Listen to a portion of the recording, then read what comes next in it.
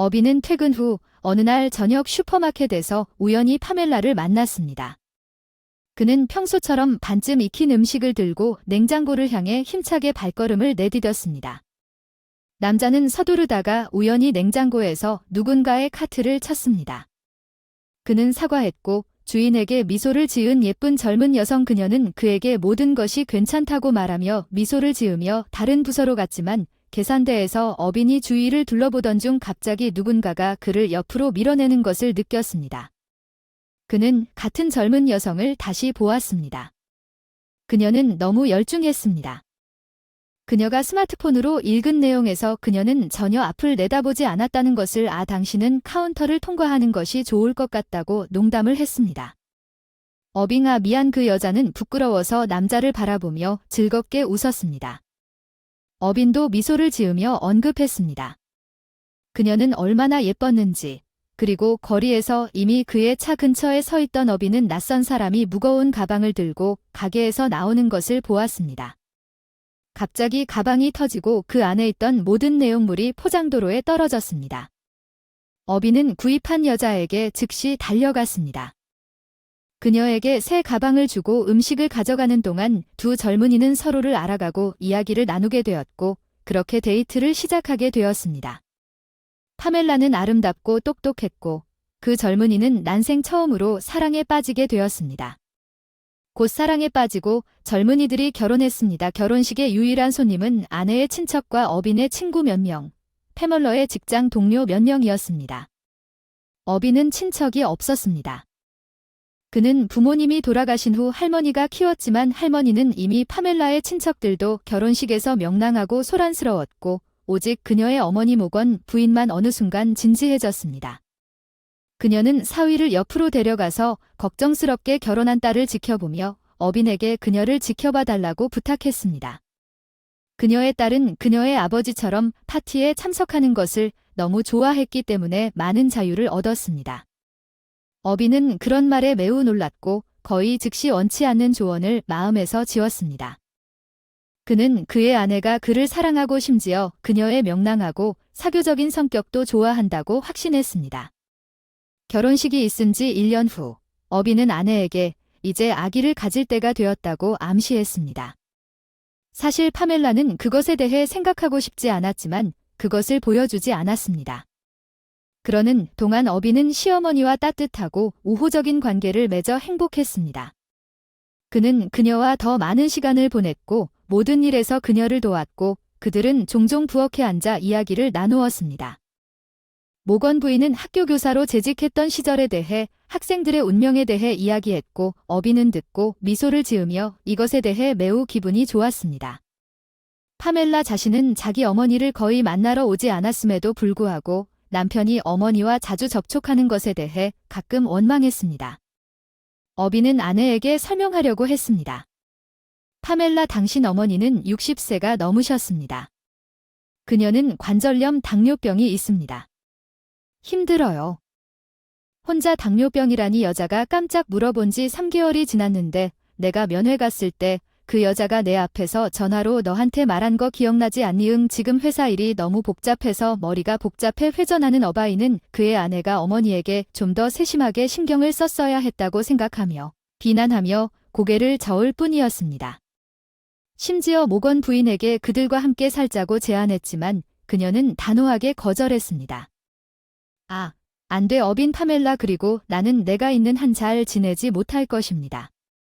도움 없이도 살 수 있어요. 난 혼자 살 거예요. 파멜라는 조용히 있을 수 없을 거예요. 파멜라를 가르치기 시작할 거예요. 그리고 그녀는 폭발적인 성격을 가지고 있어요.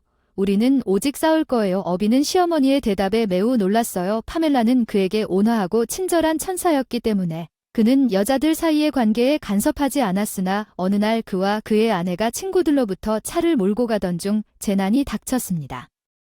어빈은 이번에 술을 조금 마시고 있었고 파멜라는 운전석에 있었습니다. 파멜라, 왜 갑자기 과속을 그렇게 빨리 하는 거야? 천천히 말하다 어빈 걱정스럽게 어서 진정해. 웃어봐 파멜라. 그리고 그녀의 남편에게 방향을 틀어 속도를 줄여라. 어바이는 겁에 질려 소리쳤다.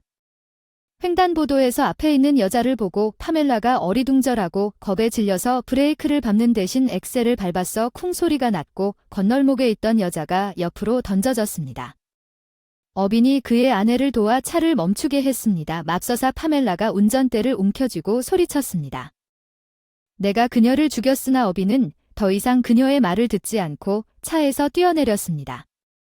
그녀는 살아 있었지만 의식을 잃은 채 피해자에게 달려갔습니다. 어빙은 구급차를 불렀습니다.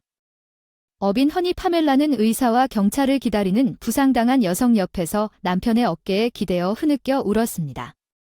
그들이 나를 감옥에 넣을까 두렵습니다. 안 돼요. 어떻게 이런 일이 일어날 수 있겠는가. 조용한 파멜라 진정해. 이제 가장 중요한 것은 그녀가 사는 것입니다. 우리는 최고의 변호사를 구할 것입니다. 어빈 내 말을 들어보세요. 나 감옥에 갈 수 없어요. 나 임신했어요. 단지 그것에 대해 말하고 싶었어요. 오늘 당신을 기쁘게 하기 위해 어빈은 충격을 받고 열성적으로 생각하기 시작했습니다. 그는 파멜라가 투옥될 수 있다는 것을 이해했고 그녀가 임신한 상태에서 그런 시련을 겪는 것을 허용할 수 없었기 때문에 그는 곧 비난을 받기로 결정했습니다. 어빈은 술이 발견되었기 때문에 체포되었습니다. 그의 혈액과 피해자의 상태는 여전히 심각했습니다. 선고는 가혹했고 그는 형벌 식민지에서 몇 년을 선고받았습니다. 그의 시어머니만 법정에 있었습니다.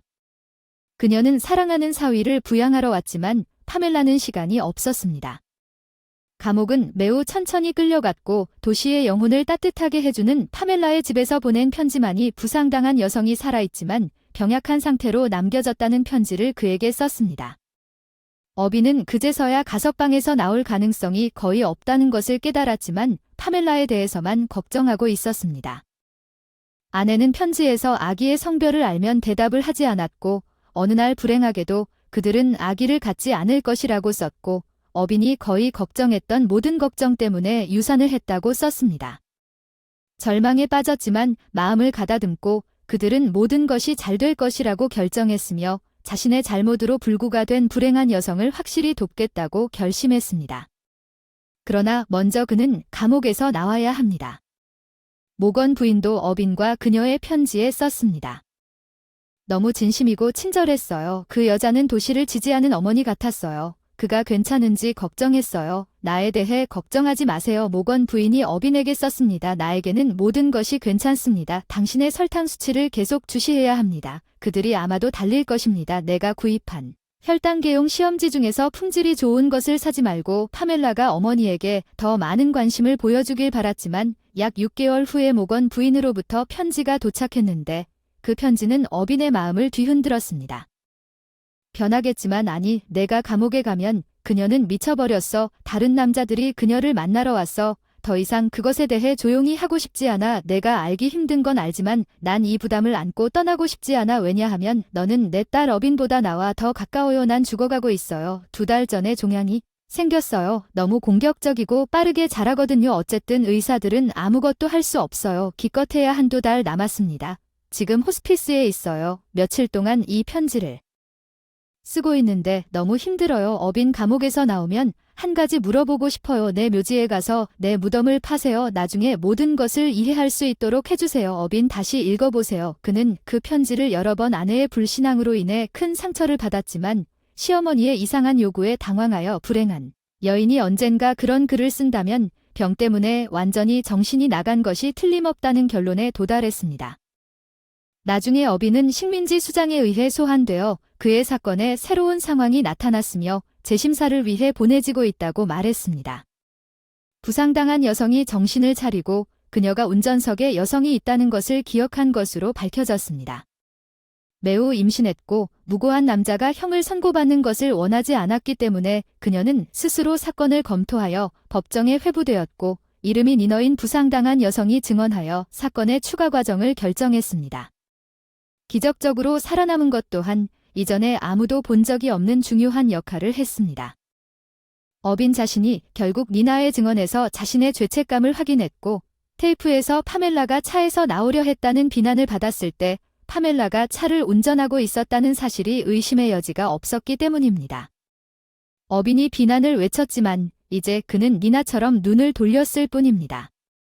그는 모든 사람이 자신의 행동에 책임을 져야 한다고 믿었습니다. 어비는 곧 파멜라에게 감옥이 주어졌다는 사실을 깨달았습니다. 어위는 집으로 돌아왔고 그가 한 첫 번째 일은 묶인 모든 것을 제거하는 것이었습니다. 그는 파멜라의 전화기가 켜져 있는 것을 발견하고 그 내용을 살펴보며 파멜라와 그의 친구 파멜라 사이의 편지를 발견했습니다. 그녀는 공식 유산 증명서를 만들 수 있는 신뢰할 수 있는 의사의 연락처가 필요하다고 썼습니다.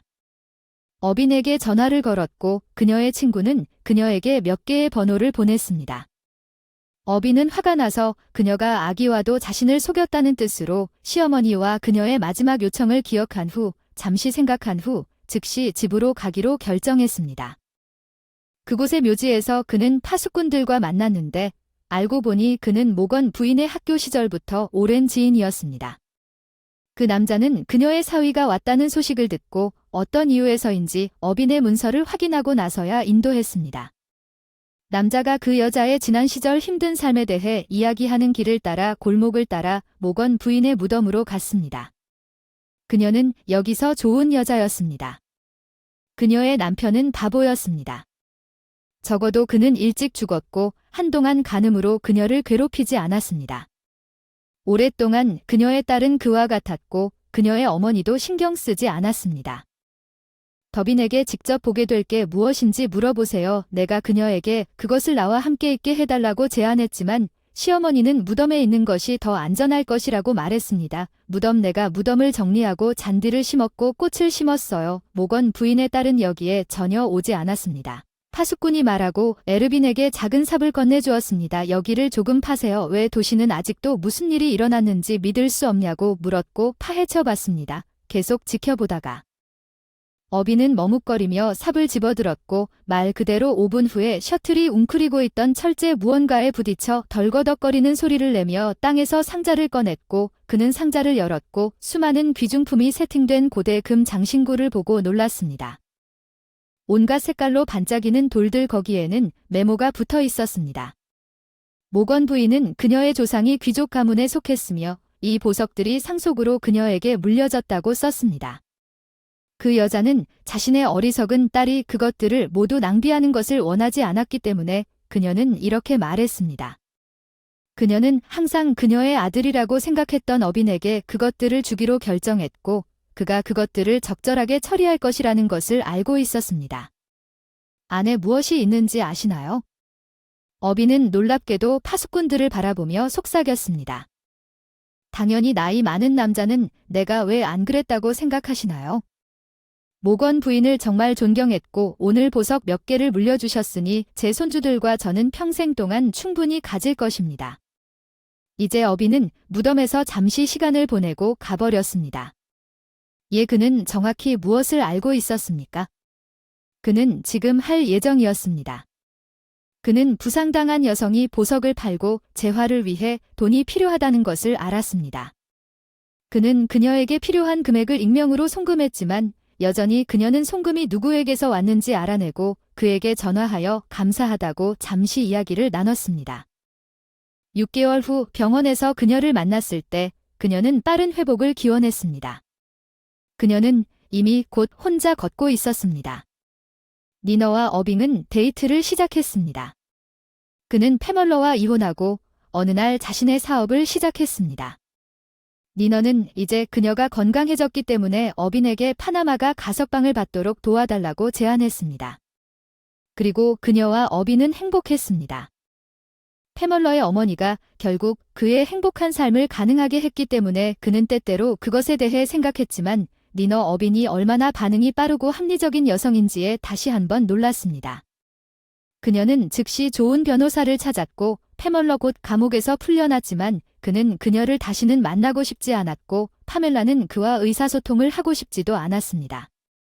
어빈은 보석으로 얻은 수익금 중 상당한 금액을 그의 전 부인이 10년 동안 충분히 가질 수 있을 정도의 돈을 그녀의 계좌로 이체했습니다. 편안한 삶과 그녀가 그것을 영원히 적절하게 사용할 수 있다면 어빈은 니나와 그의 사업을 위해 그 상자에서 거의 가져가지 않았고 어빈의 시어머니가 결국 옳았다면 그 돈은 어느 날 어빈이 파멜라에게 아무 소용이 없었을 것입니다. 그리고 니나는 2달 된 아들과 함께 공원을 걷고 있었습니다. 술에 취한 게 분명한 무뚝뚝해 보이는 여자가 지나가며 화가 나서 그에게 말했습니다. 행복한 삶을 즐기고 있습니까? 어빈은 돌아서서 이 비참한 여자에게서 전철을 거의 알아볼 수 없었습니다.